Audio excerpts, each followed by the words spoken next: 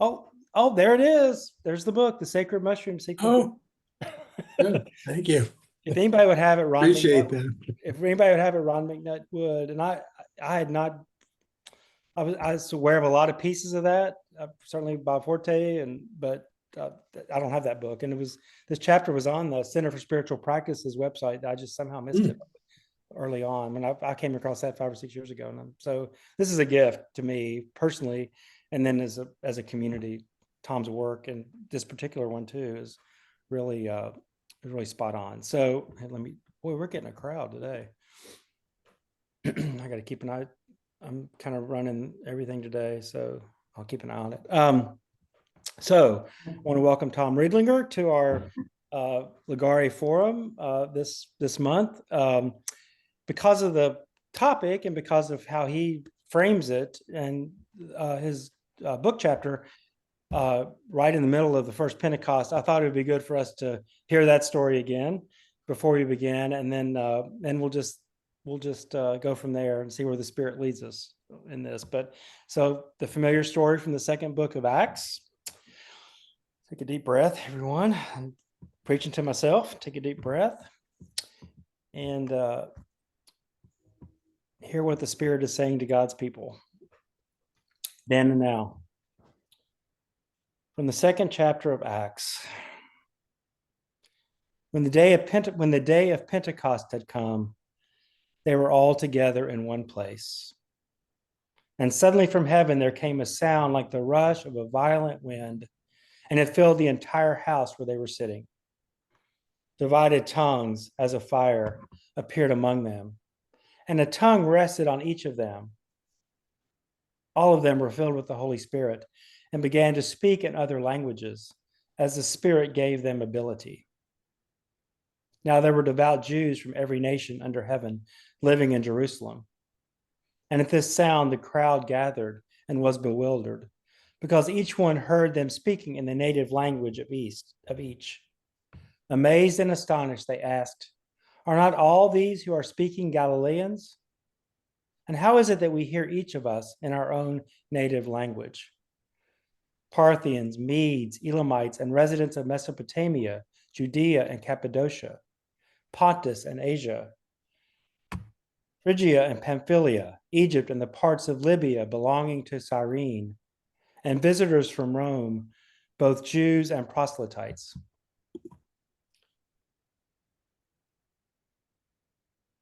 Cretans and Arabs in our own languages, we hear them speaking about God's deeds of power. All were amazed and perplexed, saying to one another, "What does this mean?" But others sneered and said, "They are filled with new wine." But Peter, standing with the 11, raised his voice and addressed them. "Men of Judea and all who live in Jerusalem, let this be known to you and listen to what I say. Indeed, these are not drunk, as you suppose, for it is only 9 o'clock in the morning. No, this is what was spoken through the prophet Joel. In the last days it will be, God declares, that I will pour out my spirit upon all flesh, and your sons and your daughters shall prophesy, and your young men shall see visions, and your old men shall dream dreams. Even upon my slaves, both men and women, in those days I will pour out my spirit, and they shall prophesy. And I will show potence in the heaven above the signs on the earth below, blood and fire and smoky mist. Hear what the Spirit is saying to God's people. So again, it's a real, I know a few people are still coming in. Gosh, Tom, you're really drawing a crowd. I'm so excited about this. So I'll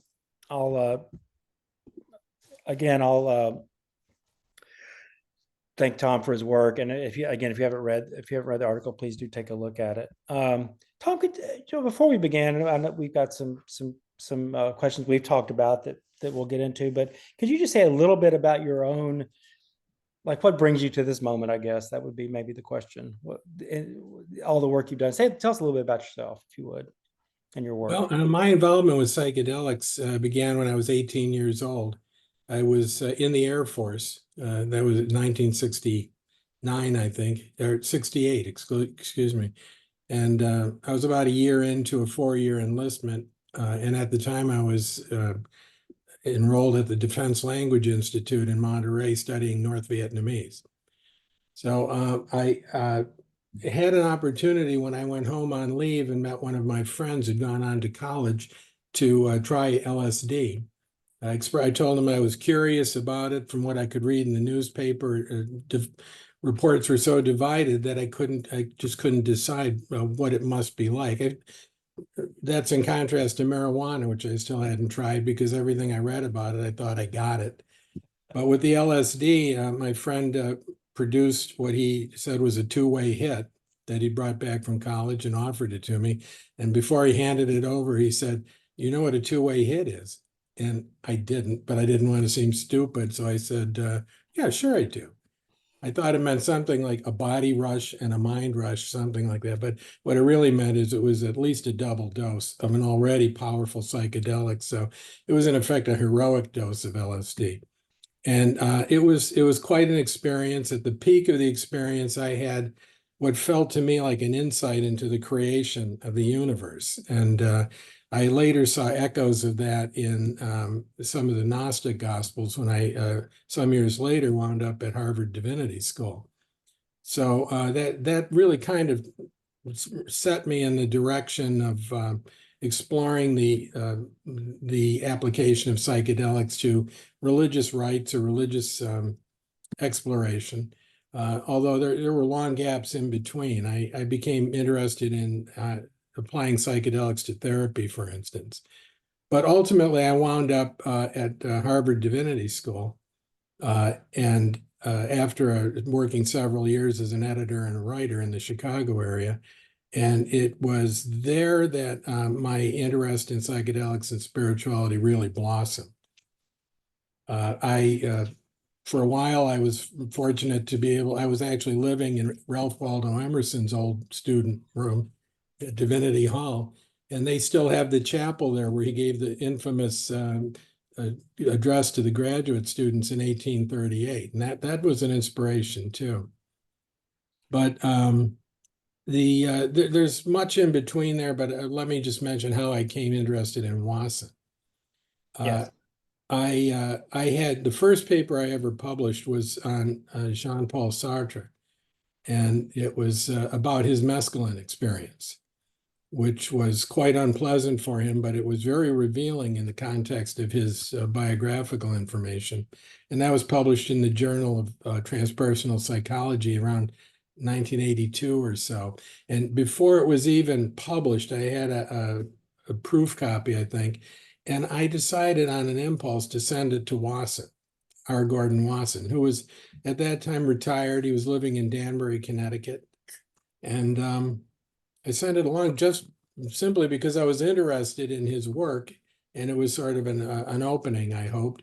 And he responded quickly, and in very typical Wasson fashion, his response included some criticisms of my grammar in the paper. And he was right. So anybody who knows Wasson knows about this, that he had a tendency to do it. But it launched a very pleasant correspondence for several years. And in 1985, he invited me out to visit him. And I did. And I visited him again the following year, just about a month before he died. He died in December 26th, I think, 1986. So at that time, I had no intention of writing anything about him. He didn't have the impression I was interested in that. But a few months after he died, I happened to be talking to my friend Michael Horowitz, Timothy Leary's bibliographer and archivist, and he asked me if anybody had started a festschrift for Wasson. I didn't even know what a festschrift was at that point. And Mike encouraged me. He said, "You should do it, Tom." He said, "You should call Dick Schultes and see what he says about it. And he'll know if anybody else is working on one." So that's how I met Richard Evans Schultes, the director of Harvard Botanical Museum. Just a cold call, told him who I was and what I was interested. Well, actually, what I said was, I was wondering, do you know if anybody's doing a festschrift on Gordon Wasson? And he said, no. Well, are you doing one? And I said, yes. Just occurred to me. So, and then for the next few years, my free time was entirely consumed compiling this festschrift. I mean, it was a fascinating project. The book finally was published as The Sacred Mushroom Seeker in 1990.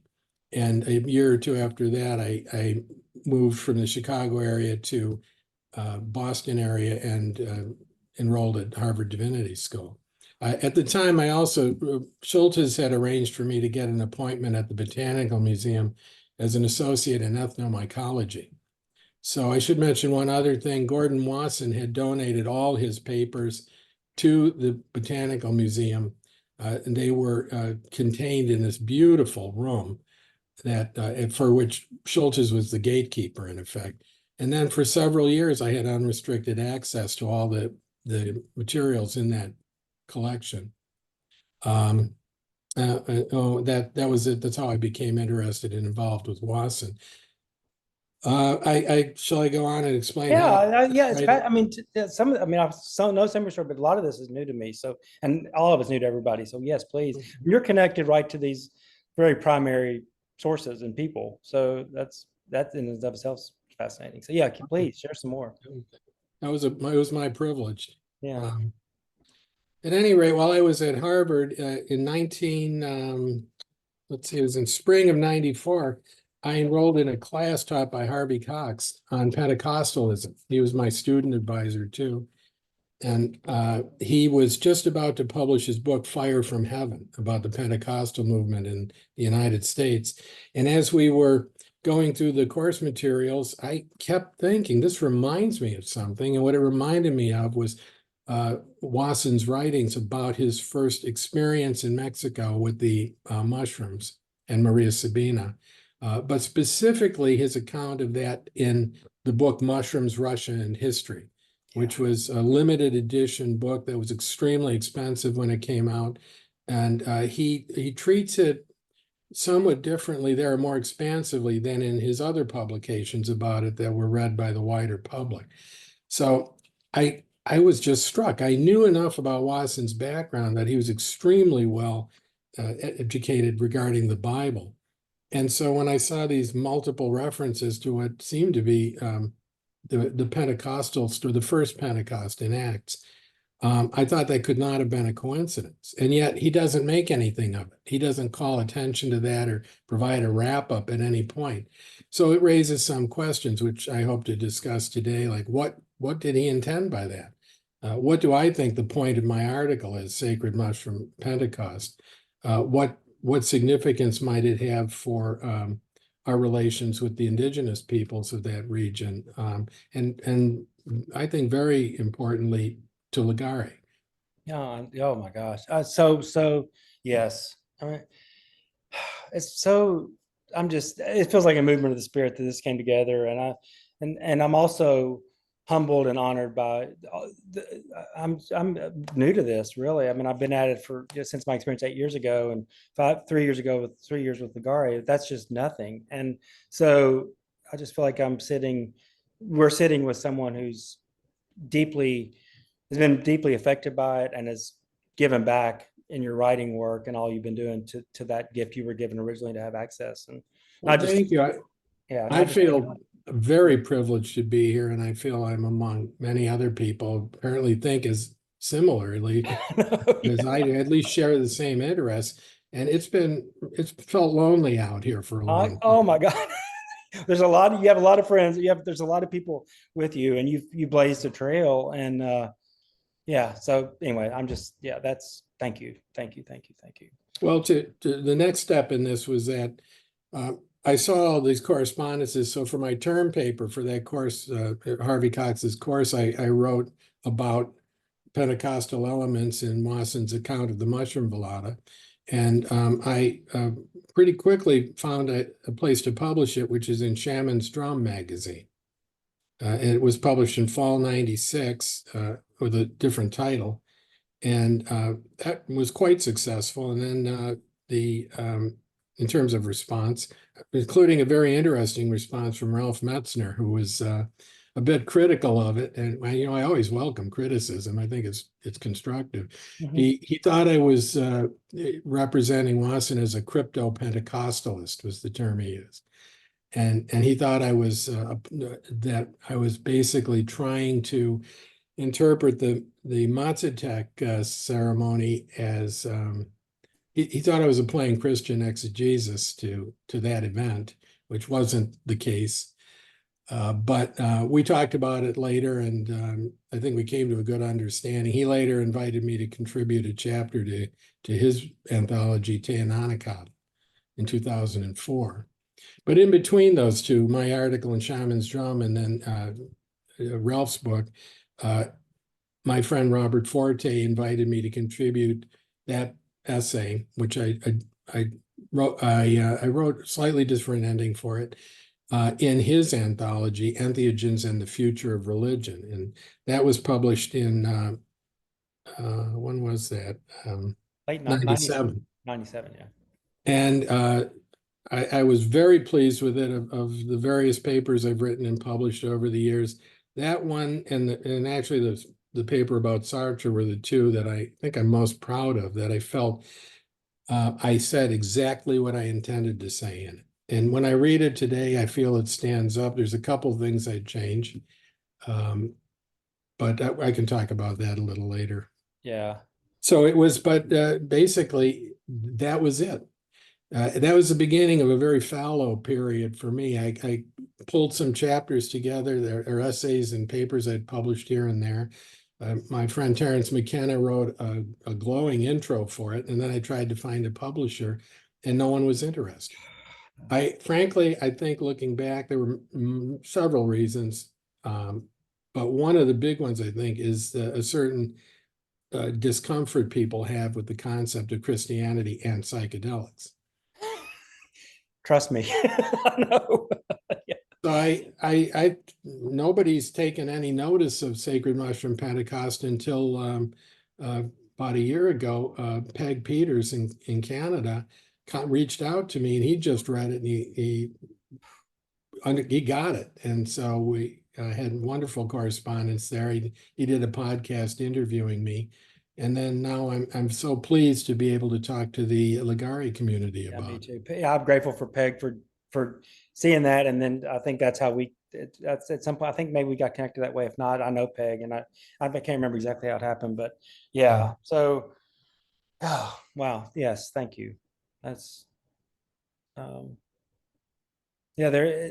I think the work we're doing right now is there's dis-ease on the Christian. This is kind of obvious, I guess, but dis-ease on the Christian side with psychedelics, and dis-ease on the more scientific medical psychedelics Christianity. And I think Christianity's gotten more complicated than it was even 20 years ago in a way. I mean, it's gotten more hijacked and more it's more of a polarizing topic than it was even 20 years ago. So so yeah, so we're all standing in that intersection, and a lot of wonderful people that are standing here with us. So thank you again.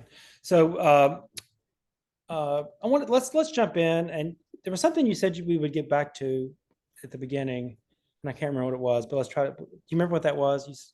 Was it the maybe it was cultural appropriation? Yeah. I think that was so.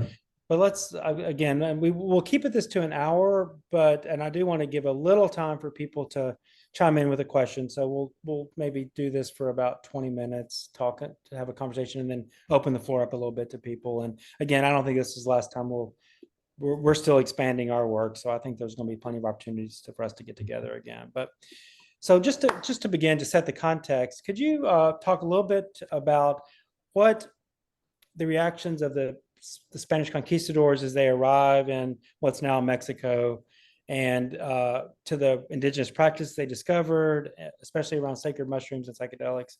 What that sets the stage for a lot of other kind of bad things that happen in Christianity, but could you set the stage for that? What the context for the initial reactions from the Spanish? Well, yeah, by that time, of course, and long before, Christianity had sort of aligned itself with the powers of the world in order to spread Christianity along with whatever other colonial aspirations these various nations had. And in this particular case, the Catholic friars, accompanied the conquistadors into central Mexico, Mesoamerica, and they were astonished and upset to find that the native peoples there, the indigenous peoples, or descendants of the Aztecs, actually the Aztecs were still there, were consuming these mushrooms that they reported caused visions. And they described the vision secondhand in the worst possible terms. You would not think there was any spiritual efficacy to the mushrooms based on those reports. But they also apparently were concerned that this was a perversion of the transubstantiation. They thought that instead of the element in the Christian mass, that Christian service, that they had turned to these mushrooms that were satanic in effect. So that was primarily what mobilized them against the use of these mushrooms, and the indigenous peoples took the practice underground. In the process, though, it turned out that it seems they had a certain resonance with certain aspects of Christian belief or faith or practice. And that continued on through all the centuries since the suppression.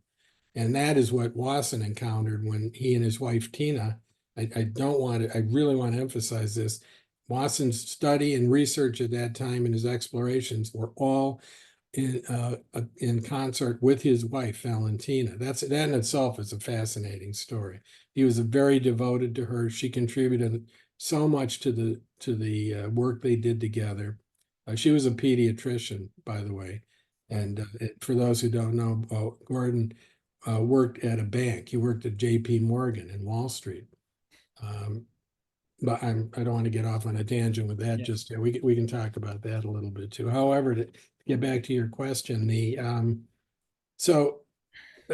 when Ralph Metzner responded to the first iteration of this article in Shaman's Drum, he took exception to the fact that I had repeated what he thought a mistaken interpretation of the Aztec word for the mushrooms, Teananacatl, which he said had been misinterpreted as God's flesh. And he thought that regardless of whether that's how the friars who had accompanied the conquistadors saw it, they thought that the practice itself seemed to be a perversion of communion.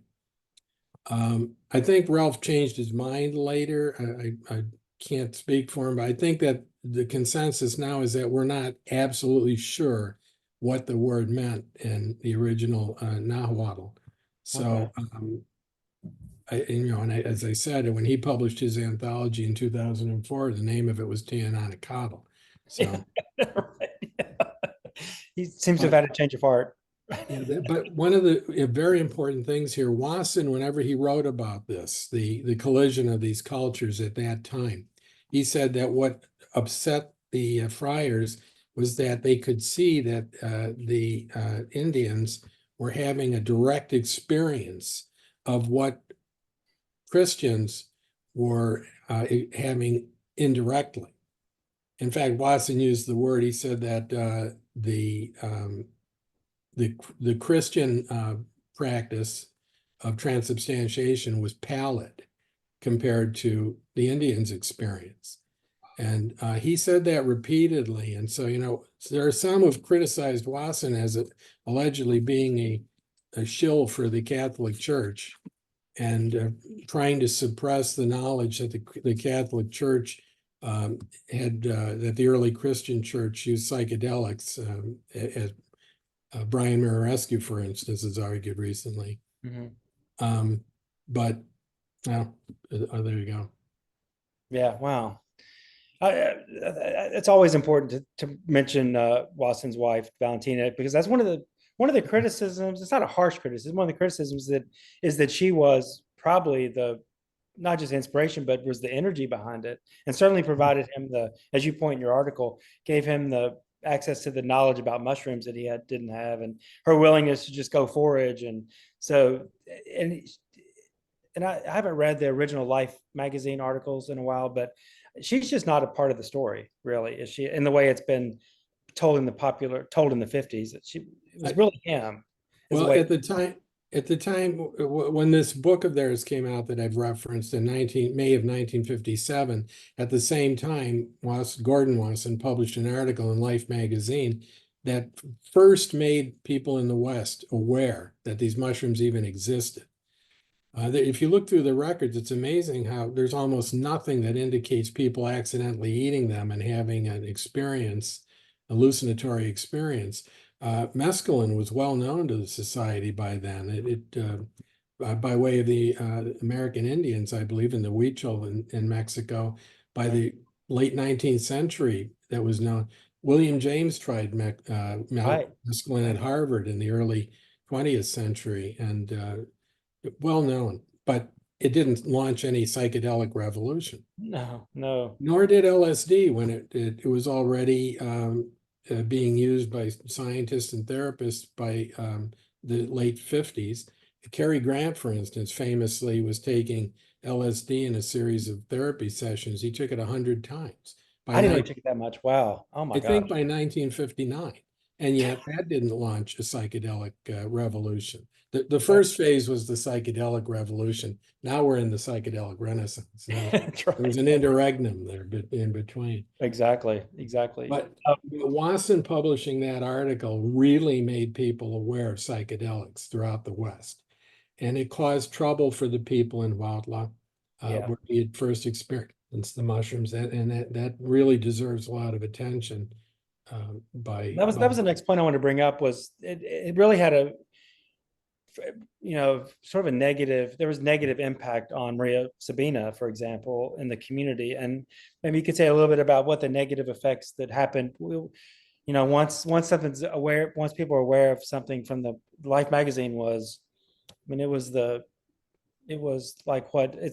media. It was everybody read Life magazine, and it was very much a popular press, which created a whole, not just awareness, but a whole thing happened.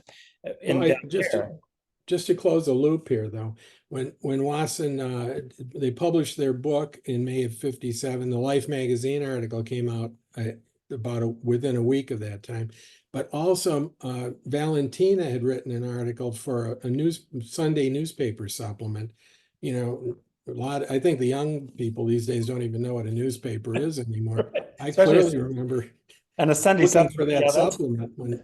So I think they just decided that they were going to address two different audiences. So the article he published in Life was byline R. Gordon Wasson, and then Tina's version in the newspaper supplement was over her byline.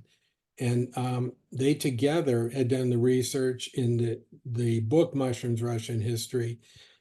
She's listed as a co-author, and her name comes first. Oh, okay, good. Okay. And she died in close to midnight in 1958, between 1958 and 59. And Wasson went on with what he always called their work, their research. Yeah. Well, that's a helpful corrective to that critique that's clearly not fair. That because she died, I didn't realize she died so soon either. So he continued the work. I had read that criticism, and I'm glad. Thank you for correcting that. No, he's and there are those who know. I don't know if anyone's seen Brian Blomer's fascinating book, Wassonia. It's like a comic novel version of the story of Gordon and Tina, and the introduction's written by Paul Stamets. Okay. Wow. He very strongly makes the point there that he saw himself how devoted Gordon was to his wife, and how he readily credited her as the co-researcher and co-writer. Good. That's excellent. I'm sorry, so a bit of a sidetrack. No. I'm glad. No, that's important. That's really important. That reframes Gordon for me too. I mean, I didn't think about that a lot, but I thought, oh God, they're the men, they're the dudes go again. But that's not the case in this case. So that's good to know. So, so then the book comes out, the two articles come out, and then everyone knows, or a lot of people know. And then that's when problems started for Maria Sabina, I guess. Yes, and I would, there are many different takes on that. If you talk to people or read this or that, people approach it from a number of different angles. Some people think it was just outright cultural appropriation and colonialism and so forth. I do personally, I think that too often people overlook Maria's agency. They deny her agency in telling this story. She agreed to conduct a mushroom velada for Gordon Wasson, and then and those in his retinue, his wife was along with, and their teenage daughter at the time. Oh, wow. Because one of the officials of the town that Gordon had already met told her to do the velada. So some people think that sort of relieved her of responsibility, and they also think there was a certain amount of patriarchal energy there because it was a male official of the town. Although this official was in close consultation with his wife. There are descriptions of him looking at her to figure out how to respond to a certain questions. But I think this is an important question that we need to look into going forward. I think that the discussion needs to be led probably by the indigenous peoples of that region. And but I think that we shouldn't be too quick to buy this narrative that's been developing for a while, that it was pure colonialism and cultural appropriation. For instance, what was mainly appropriated was the secret that the Indians were using these mushrooms, but that secret had already been shared by the Indians themselves some decades earlier. Once Wasson publicized it, the secret was out at large. Right. And the thing is that can't be recalled. It's not like, we're all hearing these days about artifacts in museums all over the world that have been ransacked from various cultures. And those are now being repatriated. But Right. you can't give back the secret that's already out there. Right. So along with other things like exploring Wasson's culpability, I think we should explore the question of agency and credit. And I think that however it came about, the world owes a great debt to the people of that region for the knowledge we now have about these mushrooms. Oh my God, no doubt, no doubt. And that's also helpful, it is a helpful corrective that the indigenous people were talking about it. It wasn't a totally closed circle, but once something gets in the mass media, then the cat's really out of the bag, right? In a big way. So yeah, there's so much nuance. It's obvious, but there's so much nuance in stories, and we typically just go right to the top line and make these broad, sweeping generalizations about things when everything's more subtle and detailed than we often want to make it. So that's what you're doing with this article and this conversation, is really pointing us to the fact that it's not one thing or another. It's not colonialization and appropriation, although there's aspects of that. There's also agency from the indigenous people and Maria's own agency. And on some level, a desire, I think it's in the article where you say that she saw herself as a healer, and this was about healing. And once you know something about healing, there's a responsibility to share it with others to the degree you can. I think so. I mean, I think that's a good point. Yeah, and the ceremonies in Huautla, the village where Gordon had this experience, all the ceremonies using the mushrooms are focused on healing in one way or another. Yes. But their concept of divination is healing. It's related to healing. And Maria said, I quoted this in the book, that before Wasson arrived, nobody in their culture was taking these mushrooms to find God. I think because they just assumed God was part of the equation when they took the mushrooms. But Exactly. he said Watson was the first to arrive specifically looking to find God. And Yeah. he certainly did. I mean, if you Right. read his accounts, he was thunderstruck. And I don't believe there's any way to think that it was just, he was just being creative. No. Well, and I want to just to bracket something that I found fascinating. That's something I didn't know until I read your article.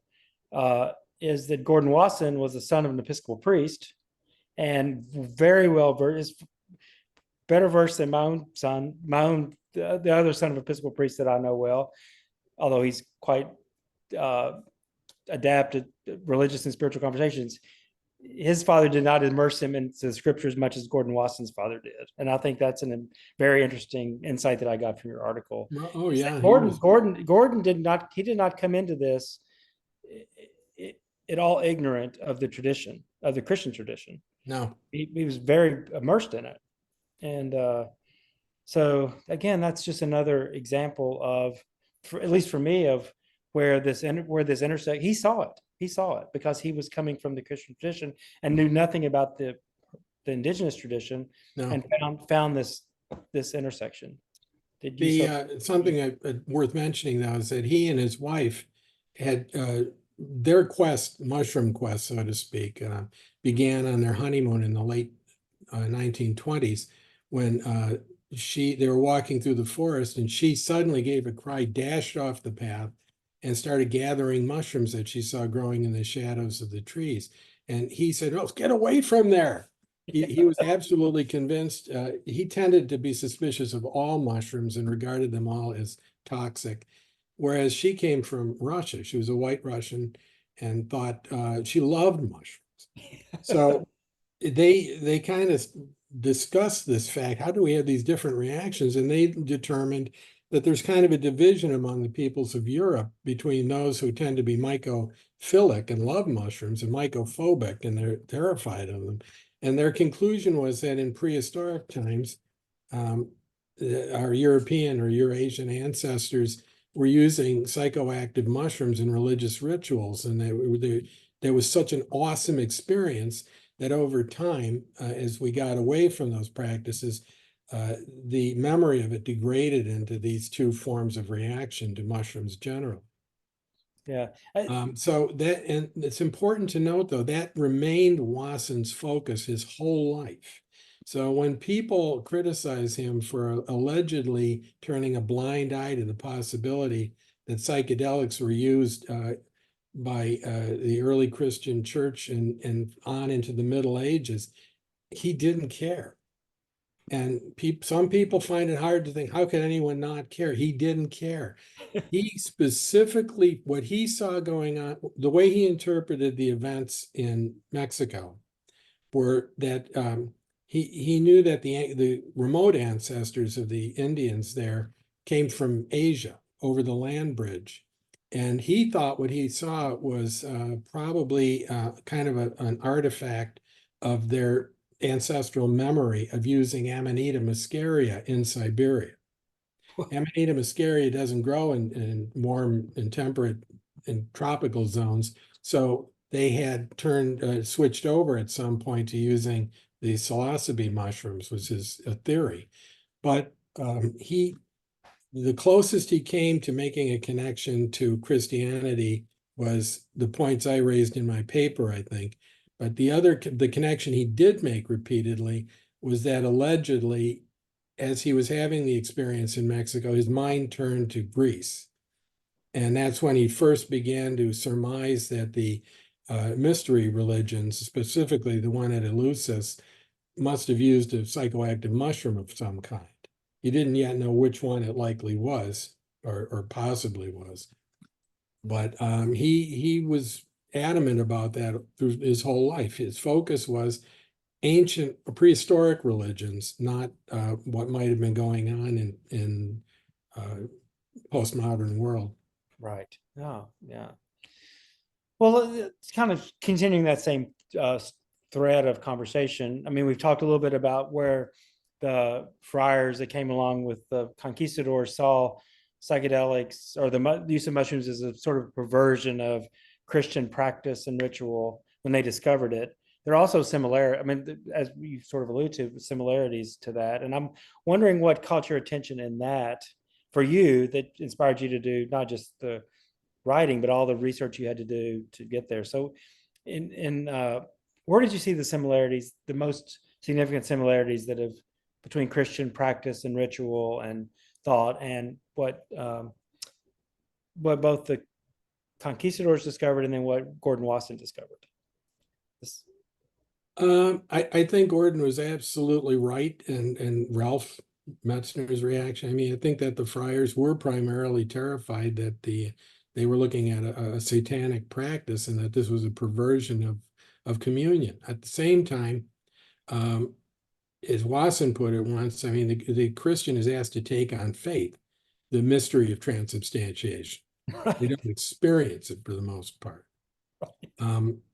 What caught my attention about the original Pentecost was, boy, it's been so long since I had to dust off my theological vocabulary here. That's my master's degree is in theological studies, but there's a concept of kerygma, and many people, I don't know if I could say most, it seems it should be, believe that was the true beginning of the Christian church.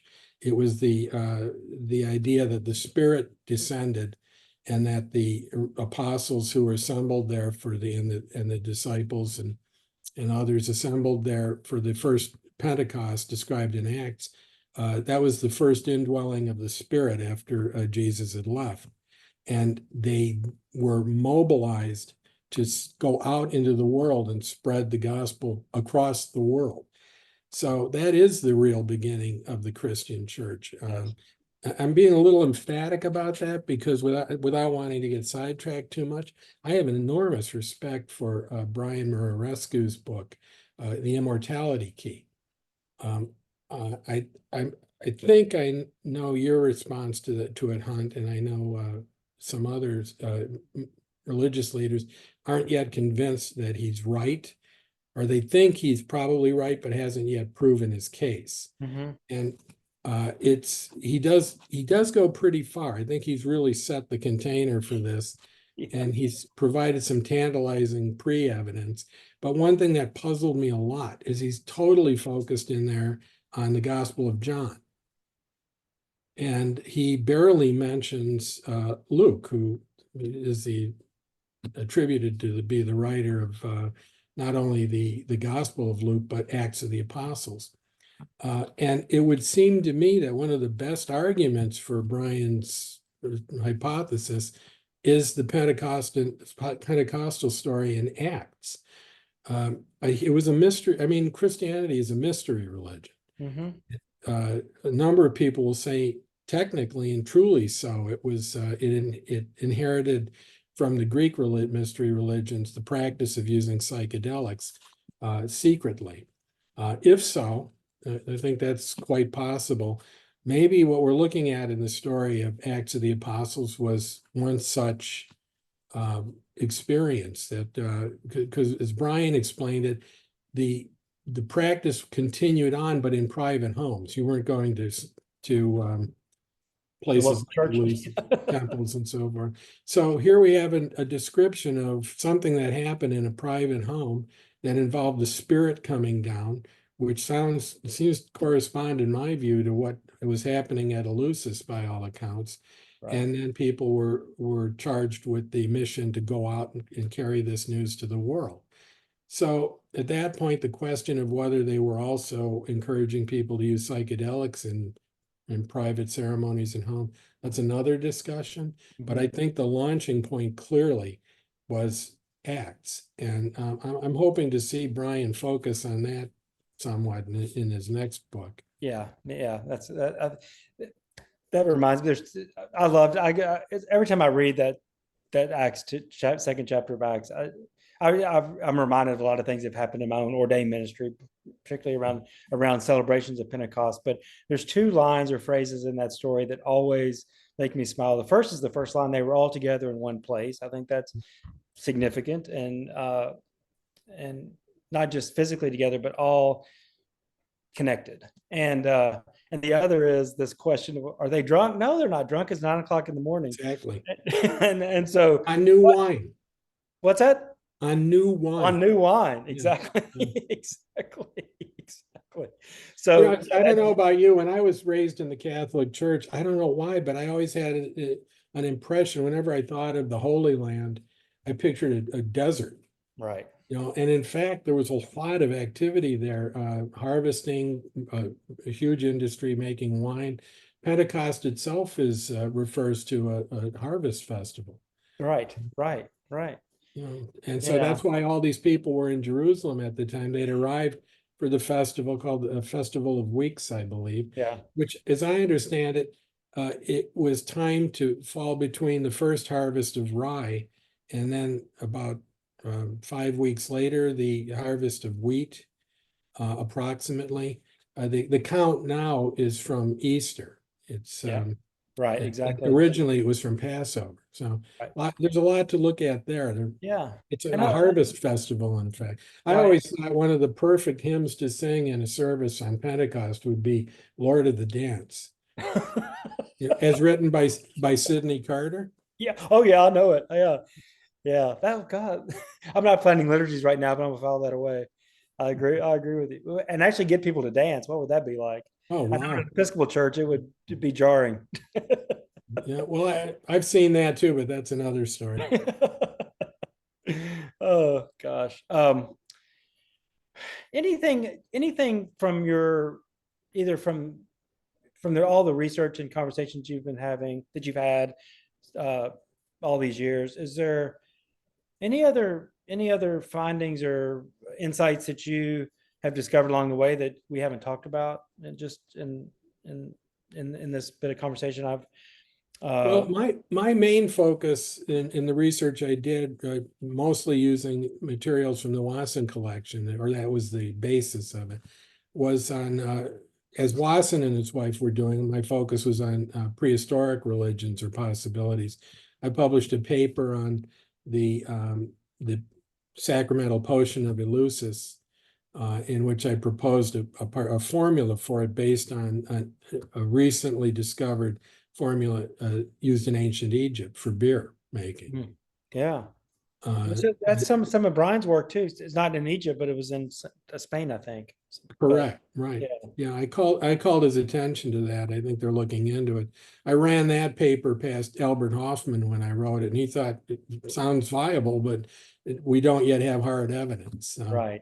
Right. And I wrote an article about Irish myth cycle of Cuchulainn, and I think he's a personification of the use of Amanita muscaria by the Celts, but probably representing the capricious nature of Amanita and its unpredictability.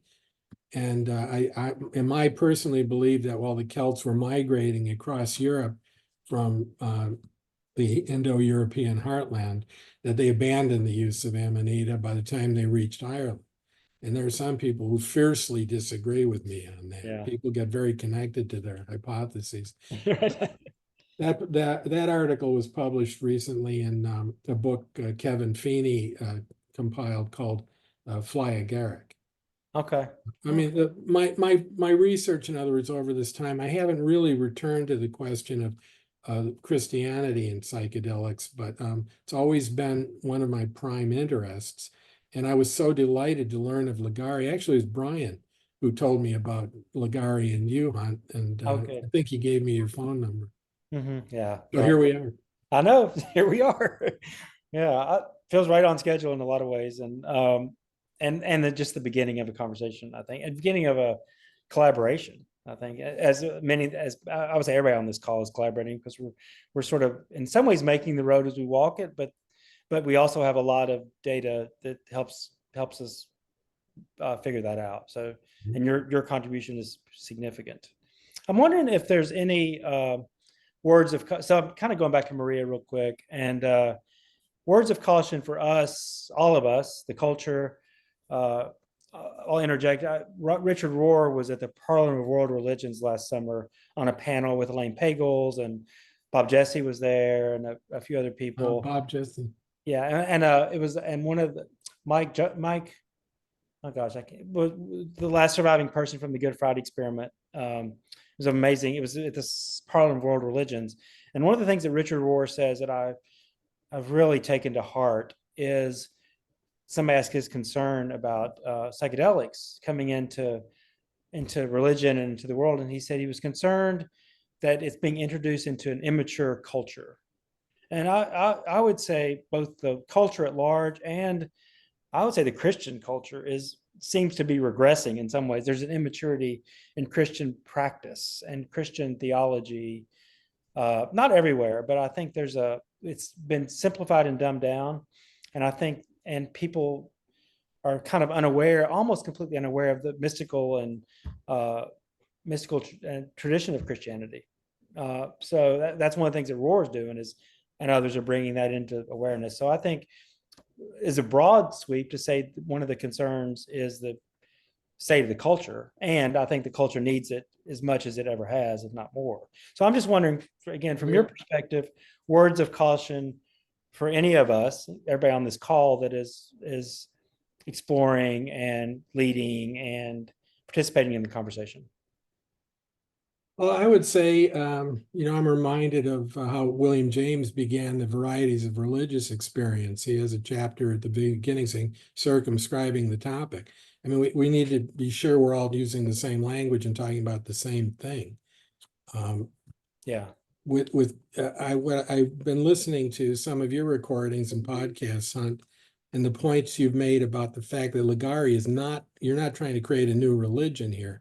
You're trying to create a network, like a mycelial network of connections of communities. Right. And that there's no one right way to do psychedelics, as there's no one way to do Christianity. I think that those are great quotes and absolutely accurate. So that's one of the reasons that I feel in Ligare I found a home. Oh,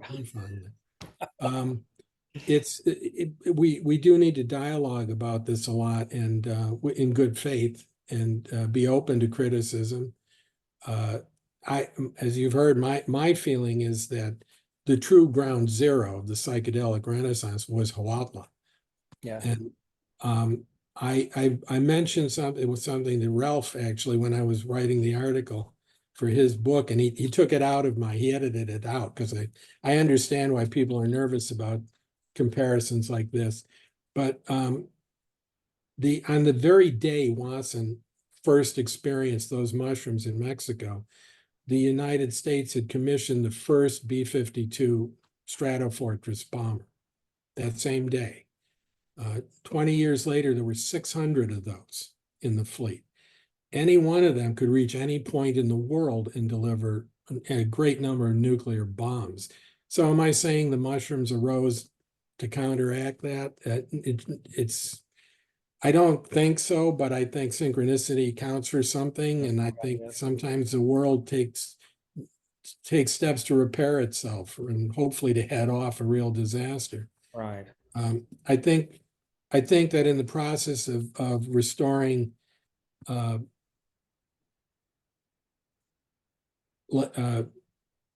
can I put it? In the process of continuing to decolonize Christianity, which is a very important movement, and to pay proper respect to the peoples, indigenous peoples in Mexico, and discuss reparations, and just make sure the credit goes where it's due, and also restore agency amongst those peoples, including Maria Sabina. Yeah. Wasson, I mentioned at one point I used the term culpability in terms of Wasson. He does have culpability. He admitted that it was, Maria had asked him, she did not, to my knowledge, ask him to not share the secret itself. She asked him not to publish certain photos that had been taken of her in the midst of a ceremony. And he did it. And he has acknowledged that and acknowledged it as a betrayal. Okay. Wow. Oh, yeah. And I think anybody who's curious about Wasson has got warts, and if you want to know what those are, I'd recommend a very important article by Francis Cartoonan, Kartt, two T's like Tom, UN like Nancy, EN like Nancy, in a book called Between Worlds. And there's a chapter called Mushroom Visions, Mushroom Voices, Maria Sabina. It Oh, was published in 1994. It's the best overall description of the whole encounter of modern Western society and the indigenous peoples there and Wasson. It talks about his culpability.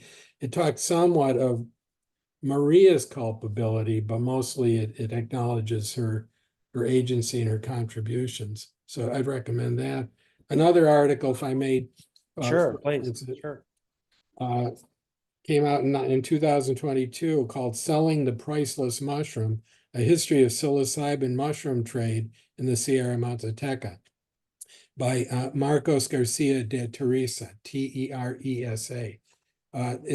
It appeared in the Journal of Illicit Economies and Development. So it's somewhat dry in some ways, but fascinating. And you'll understand much better, well, the commodification of the mushrooms, but also how it isn't a straightforward narrative. It's not, yeah, there's a reason that the people who live there are protective of the mushrooms, but they also want to accommodate the possible economic benefit of people coming to get the mushrooms. Having ceremonies for them is a different question. So once again, I think we need to have an open discussion about it and explore these things, figure out what the proper boundaries are and respect those boundaries. Yes. God, Tom, a little bit of housekeeping. That went by so quickly, and I said that we were going to leave time for some questions. And if you've got time, we can stay on a little longer. I want to respect your time first and foremost. I can stay longer. And so, people, if you need to leave at 1, please feel free. Don't. There's, and I'm going to open up in a minute just to say one more thing about all this. Is I feel like in the reading your article and then this conversation, I feel like I personally have dropped into a deeper space with all this and a deeper and broader understanding that yeah, we're always learning, but what you're bringing is a deepening of both the knowledge of Maria Sabina and Gordon Wasson and Valentina Wasson, and then also this connection to Pentecost, which is the church in most quarters doesn't put the celebration of Pentecost at the place it should be, which is right there with Easter, in my opinion. And it is one of the major holy days of the church, but we don't give it that same weight. And then we haven't talked at all about modern Pentecostalism, and I think that maybe that's another conversation, but that's an important part of 20th century Christian history, where the church some segment of the church almost got it right on equality of women, interracial communities. Those early Azusa Street gatherings were very much led. A lot of them were led by women. They were interracial.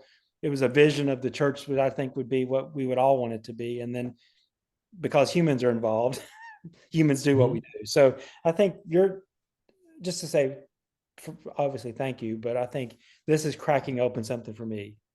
And as I think about what I want Ligare to be and what everyone on this call is getting, I think is a even stronger connection to both the roots of Christianity and where Christianity can go, and what psychedelics can do for Christianity and what Christianity can do for psychedelics. And when I say Christianity, I mean religion, but specifically for us, Christianity. I think all the religions have something to offer, but Maria Sabina is a classic example of where Christianity and psychedelics came together. So, and your work is lifting that up in new and important ways. So, thank you. Thank you. Yeah. So I'm again, if you need to go, it's top of the hour. So please don't feel bad about that. And I'm going to just open it up, let people use the little icon. I'm going to take us, unpin us, Tom, from the screen and open it up to, trying to, yeah, unpin myself too. So again, to open it up to the group, we had a few people drop off already, 35 people on here. It's amazing. And it will be available for other people to watch. So again, feel free to raise your hand, or if you have a question for Tom or a comment, please do so. Feel free. Yeah, Ron. I just thought it was fascinating that Persephone's quest, Gordon Wasson said that the person who actually introduced him to psilocybin was Don Aurelio Carreras. And I wondered if you could talk a little bit about that experience. Yeah, there's been, he first went to Wildlife in 1955, Gordon Wasson and his wife. And I think at that time encountered Carreras, and he was allowed to sit in on a ceremony, but he was not invited to take the mushrooms. That it was only 2 years later that he sat in with Maria Sabina and took the mushrooms. And even despite having been present and watching others take them, he was not prepared for what the actual experience was like. There's I'm pleased to see that there's some activity going on in Huautla apparently to create a museum down there, and also I think to try to capture for the record the testimony of people who were actually present for that or afterward who are legacies of these activities, so that we have it in the record. Yeah, they're doing a library, and they're selling these cool cups and cards with Roger Himes' beautiful watercolor illustrations. That's great. Yeah. To preserve the archives. That's a form of reparations, I think. I personally think it needs to go further than that. Well, again, that's another conversation. That's one thing that I and our board have been wrestling with and trying to figure out, like, are those questions of equity and we haven't used the word reparations, but I think that's and then what would our role, what could we do, like, how do we actually embody that and acknowledge that we wouldn't even be having this conversation, and we wouldn't even have access to this healing, as limited as the access is now, without the indigenous, in this case, particularly Maria Sabine and her community there. Yeah, you just reminded me, I wanted to go back in response to something you said and again emphasize that for the Mazatecs, the mushroom ceremonies are all about healing. Yeah. If there was one thing I might change in my paper, if I were to republish it today, I'd be more careful about using the word curandera or curandera. Yeah. Because Gordon referred to Maria as a curandera, and she herself, as in I think Cartoonin makes clear in her article, felt she was not that. She was something called a sabia. She was a wise woman. So it's kind of a step above, but the work she did had a healing component or quality, but it was almost incidental. It was more divinatory. That's something we'd want to explore too. Yeah. The other article I mentioned about the commodification of the mushrooms, that shows one of the stumbling blocks going forward to reparations. The Indians believe that the mushrooms cannot be sold. What they do is they are selling access to the mushrooms for visitors, and it's been a big battle for them over the years to keep people from just trespassing on private property to gather the mushrooms there. So I think they're trying to find a way to strike a balance between those problems. For ourselves, one of the things we can do is do whatever we can to support the museum in Huautla. Maybe create fundraisers, things like that. And I personally, I'll probably get in trouble for this. I think, the question of whether Wasson benefited financially from this is an open question. I don't think he made the fortune from his various books that people imagine he did. But I think maybe Sandoz Laboratories in Switzerland made a lot of money. It was Albert Hoffman who came to Huautla and took the mushrooms away from there and then isolated the components, the psychoactive components, psilocybin and psilocybin, I think. And they created some drugs from those and distributed it to research lab, etc. I believe Sandoz probably has deep pockets, and somebody should look into that too. Just saying. That's just. We're so quick to criticize individual people, and we're so, at least in American capitalist culture, or European capitalist culture for that matter, but I'm thinking about Americans, we're so hesitant to criticize big corporations. And yet our laws in this country make them people. So, yeah. And so, real quick, I'll go back through this recording, and you've given us a bibliography, Tom, and Ron, your contribution about the museum, the conversation about the museum. I'll put everything relevant to that and include it in a document that we'll send to everybody. But just know, if you didn't take notes, because I didn't, I was trying to manage the technology and listen at the same time. So we'll get that out. That we'll have that. You've given us most of that was new to me. Most of what you talked about was new to me. Most of those articles. So can't wait to dig in, and books. So I'll dig into that. And I'll just, as a quick aside, if there's anything you need to know that's going on in psychedelics field right now, Ron McNutt in Nashville would be one person to he's got his finger on the pulse. I showed up at a conference in Atlanta, and there's Ron McNutt. So that's what happens when you retire, Ron. You could hit the road. So yeah. So we let's take 5 more minutes if we need it. And Wendy, Cliff. Thank you, Tom and Hunt. This has been great.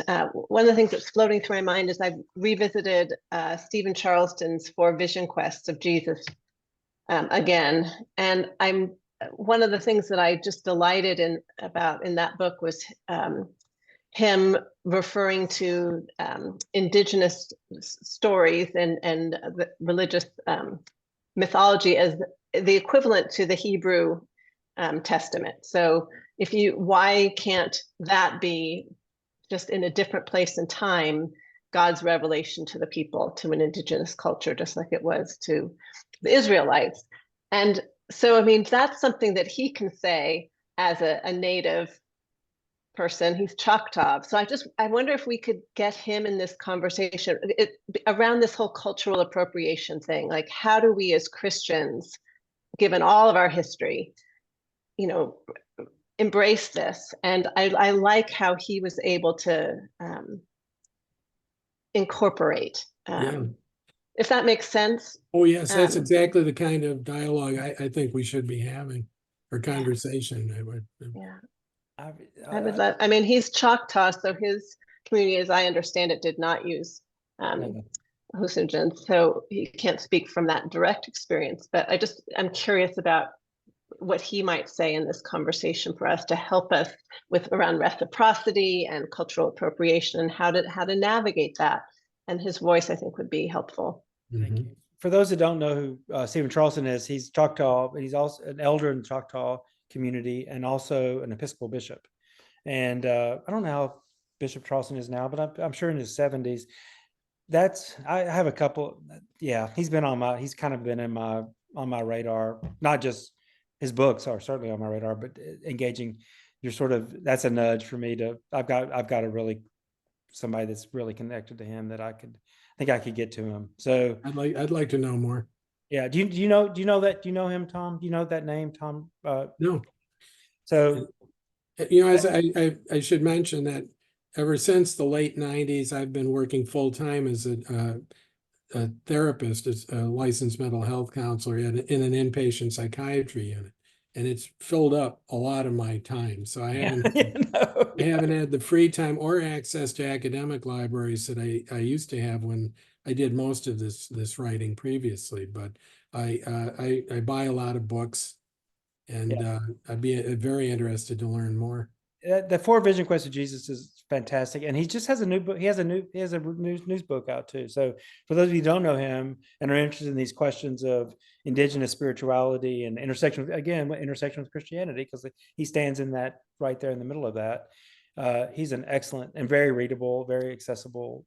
And if you're on Facebook, his Facebook, if you follow him on Facebook, there's every morning there's a nugget of incredible wisdom. I Okay. repost him sometimes. Stephen Charleston is a person to know about. Thank you for that, Wendy. Yeah. Thank you, Wendy. I hadn't thought. Yeah, thank you. If there's one more question, I'd love to hear it. And if not, we'll, anything else? Golly, thank you so much. Thanks to all of you who came. And this was a very important conversation. I mean, every conversation is important, but this, for me personally, it gave me, because I had my experience a couple times I did psilocybin in a research study that's what it was. And you've given me a much more solid ground to stand on. Your article has, and this conversation has. So Thank you. I feel like I'm standing on pretty strong ground anyway, but it does feel, I feel even more confident in my meaning making of my experience.